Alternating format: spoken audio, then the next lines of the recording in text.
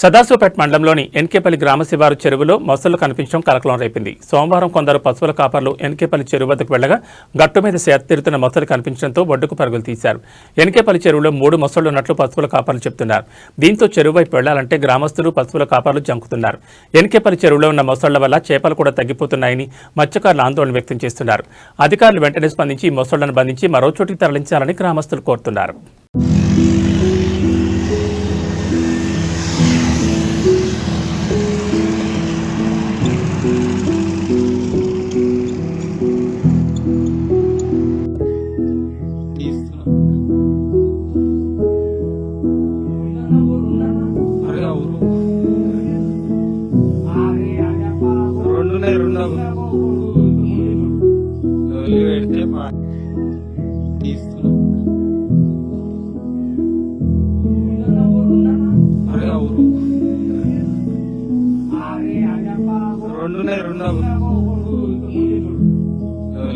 రెండు